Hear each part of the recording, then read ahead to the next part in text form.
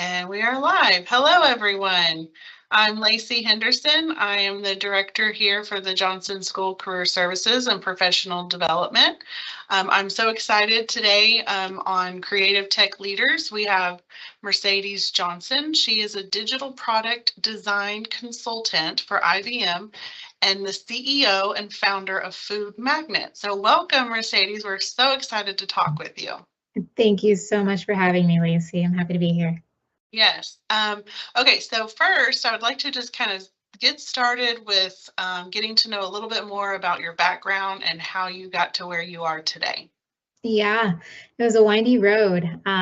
Originally, I was on the path to go to school to be a news reporter. So studied in communications and went down that road. It was not for me at the end of the day. I graduated with the degree and definitely found out that my lifestyle didn't match what was necessary to be a news reporter at that time. And so I went back to school, and that's what brought me to UT Dallas. And that's when I started to focus a little bit more on what had been my minor the first time around, and I looked into digital art. And I stumbled across an elective called User Experience Design, taught by Cassini Nazir, and I loved it. Like the moment I showed up in that class, I was like, aha, I found it. It's something that I love to do, solve problems, be artistic, work in technology, and be able to provide a lifestyle for myself that I would be happy with. And so I followed that path, and then I started working and quickly realized that there was a glass ceiling in this space that I saw myself hitting relatively quickly. And so I knew, just kind of from what I was observing, that I would need to have some additional credentials to break through that glass ceiling. So I went back to school, and I got my master's in business administration and in marketing. And that's kind of what brought me here. I'm a full-blown businesswoman at this point, got every facet that I could possibly pick up other than coding. Yeah, that's awesome. I love how you incorporate the creativity, with the technology, because I think that they kind of go hand in hand, right? Yeah. Especially in this day and age. So, okay, so I'm interested because you've had experience working in both the corporate world as well as starting your own business. Like, what can you tell the audience about the differences, the pros, the cons, anything? Yeah, wow, they're very different, but they definitely have their pros and cons, like you mentioned. I started off interning at a smaller kind of company, more startup vibe, and what I kind of took away from that is that in that environment, you're going to have the freedom to pretty much do any and everything.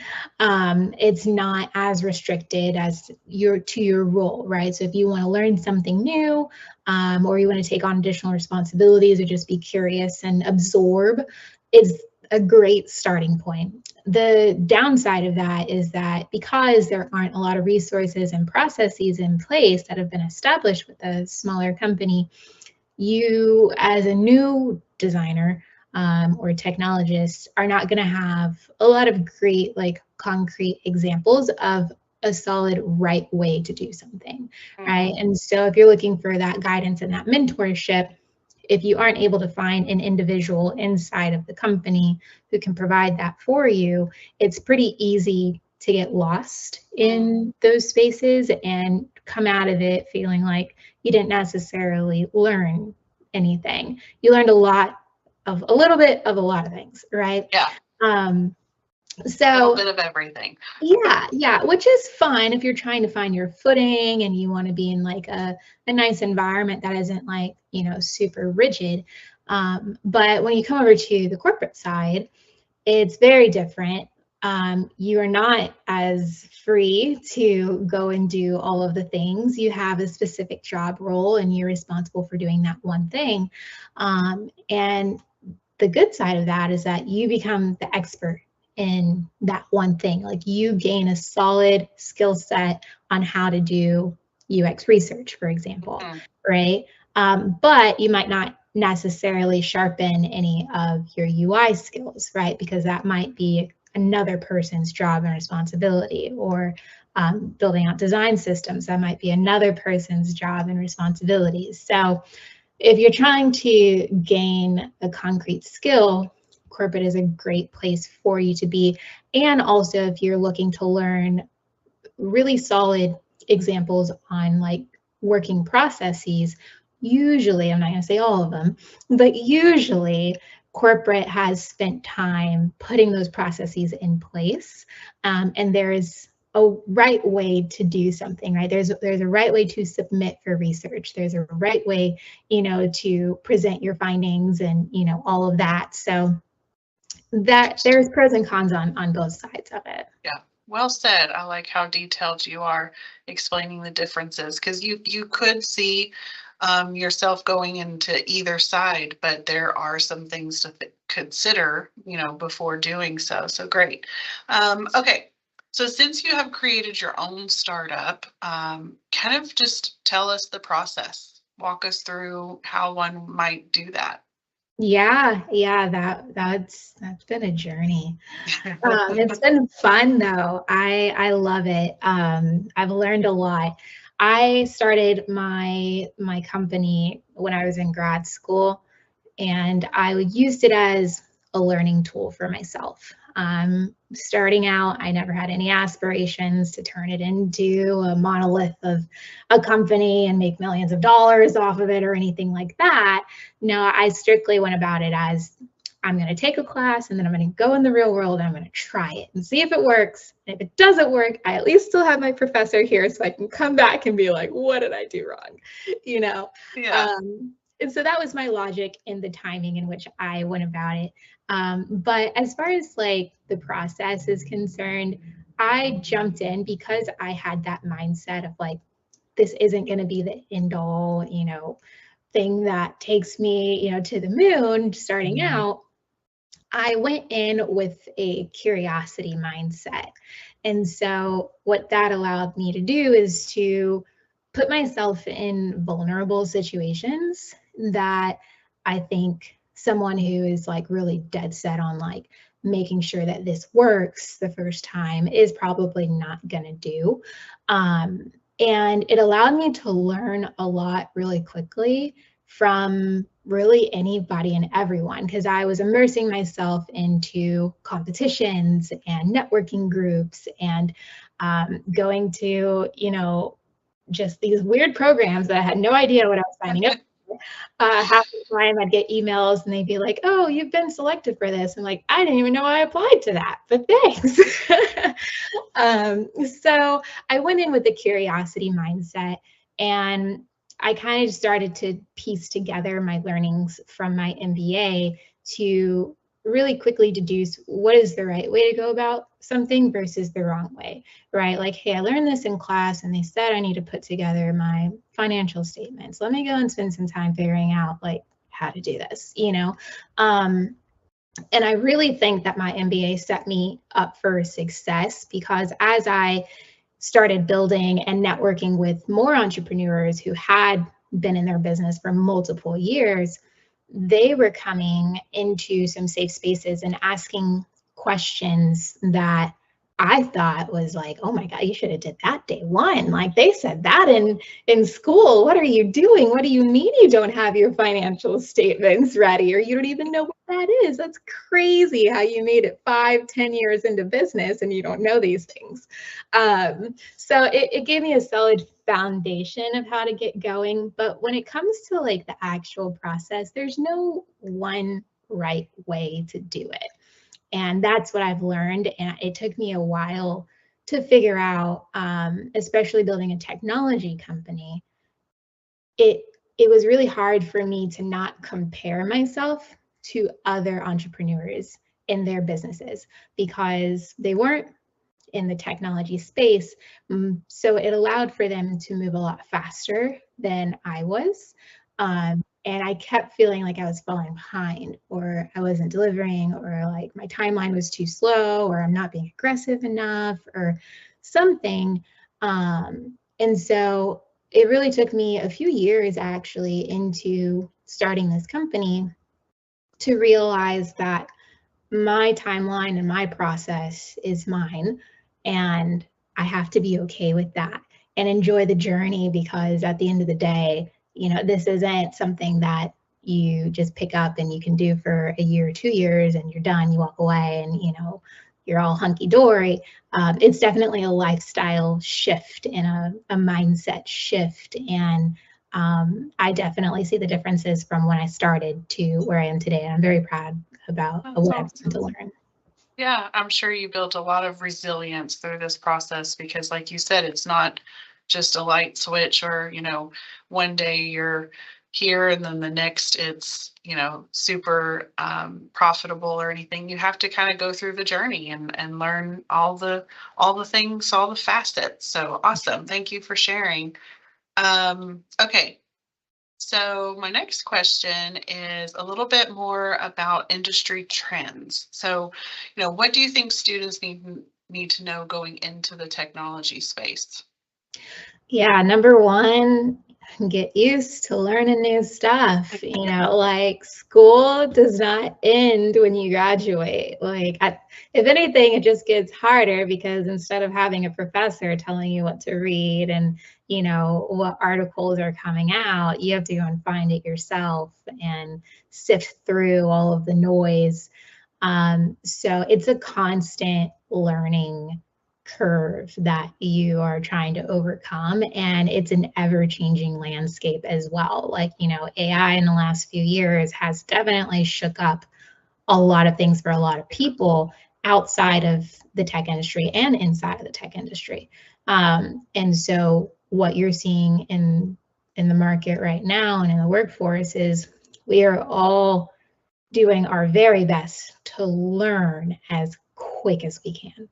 And right now, the advantage is going to be the first mover's advantage. If you can learn it faster, better, and be more creative in implementing it than someone else, then you have a competitive advantage. So as you're coming into the workforce, being able to speak to your ability of how you are using this new technology, how you've implemented the new technology, how you're staying on top of the new trends that are changing, and making sure you're keeping up with the new legislation, and being able to guide your customers or your business on how to navigate this space, that's going to make you extremely attractive versus the applicant who never downloaded ChatGPT. Yeah. So continuous learning, continuous studying, continuous, reading and absorbing new information. That's awesome. Yeah. Okay, great. So a lot of students here are looking to go into the field that you are currently working in. What are your top 3 success tips for entering the job market? Yeah, so top 3, I would say number 1, have a sharp portfolio. That's going to be basically like your calling card. Everyone's going to ask you for it when you apply, and they're not going to spend a lot of time looking at it. They're just going to make sure it checks all the boxes. But if they go in there and their first impression is that your portfolio isn't strong, or you're missing some pretty basic things that you should have checked for, that's not a great foot to start on. So I'd say that's number 1. 2 is going to be networking. Your network, as people say, is your net worth in the corporate world. So it is very much not about what you know, but who you know, and who's willing to say your name when you're not in the room, right? And so making sure that you have those people skills, those soft skills, they're just, if not more important when it comes to trying to break into this space, because you need people to recognize you and want to work with you to get your foot in the door. So I'd say that's 2. And then the third one I would say is going to be initiative. That is something that's going to help you stand out a little bit more in being creative about how you go about making an impression, right? And when it comes to your portfolio, for example, it might be you going out of your way to create a project outside of your studies, right? So if you think about differentiation, how do you make yourself stand out? If you're relying on all the projects that you do in school, Well, everyone else who's applying has those same projects. Exactly. Right? So that's not going to help you stand out. But what would help you is if you went out of your way and you added an additional project that maybe you led on your own, or you went out and you scouted someone and you decided to go and do some work for them, and you came back with feedback on how you either helped them or how you grew or what you learned. That's going to be much more valuable and help you stand out. So that initiative and that drive to go the extra mile without someone telling you to do it, and then being able to speak to your process and what you learned from it, that's what's going to help.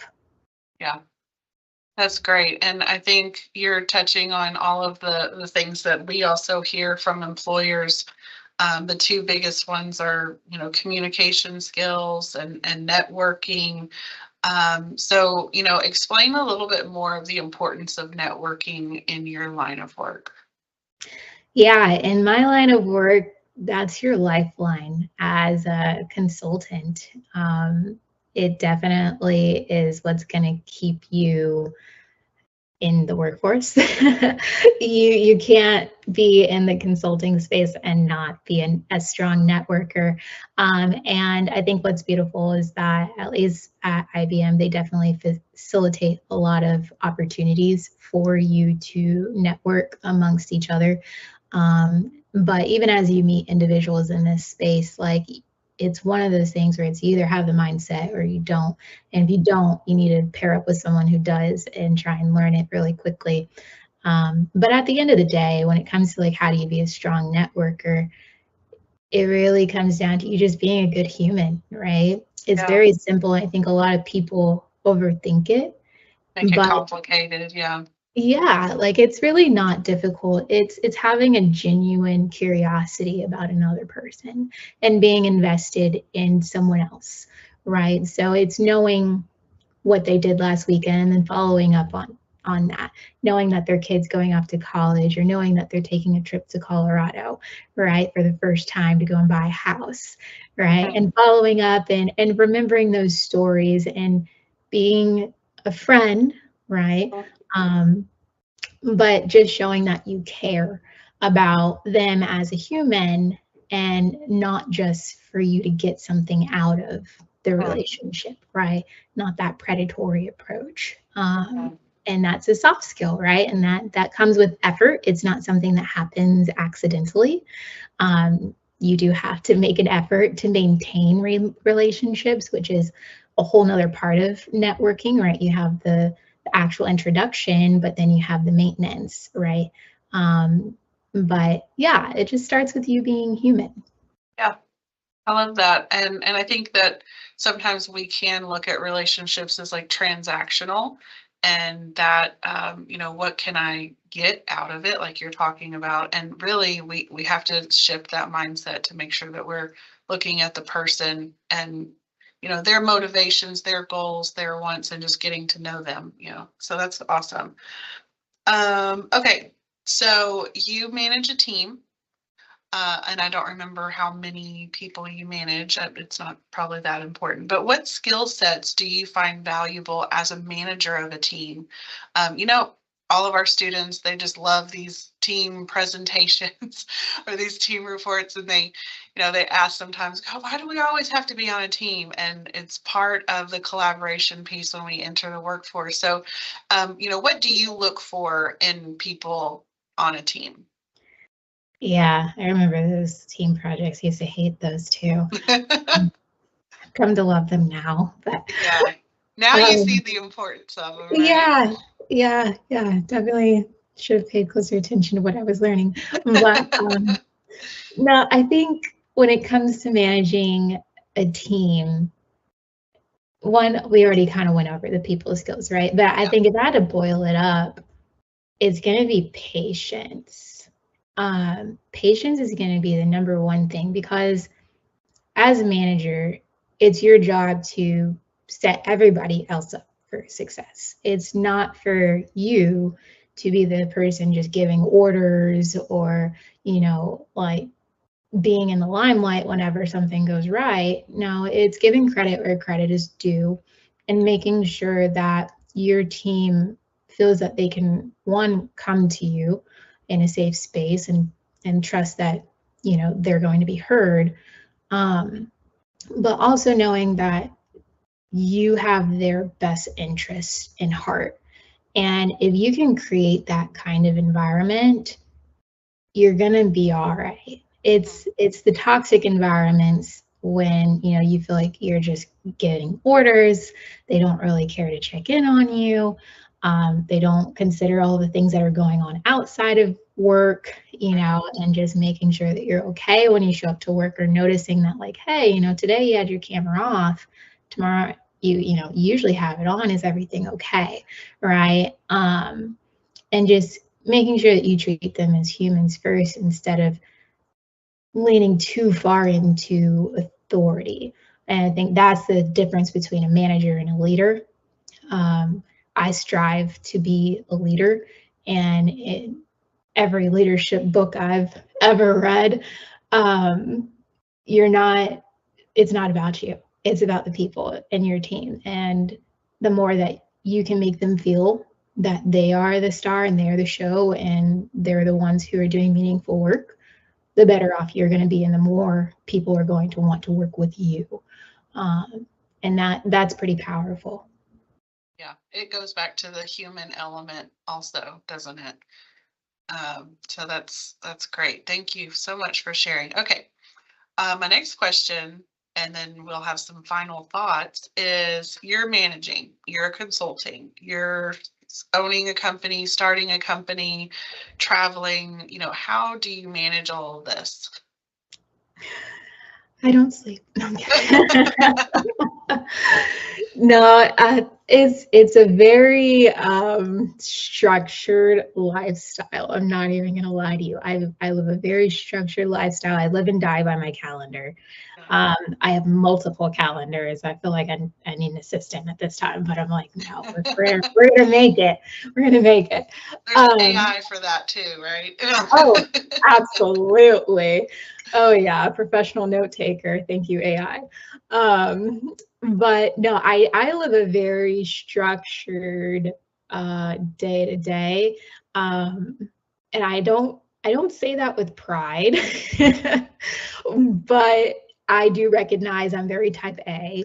And so, you know, like my gym time is scheduled. It is on the calendar. It's gonna happen.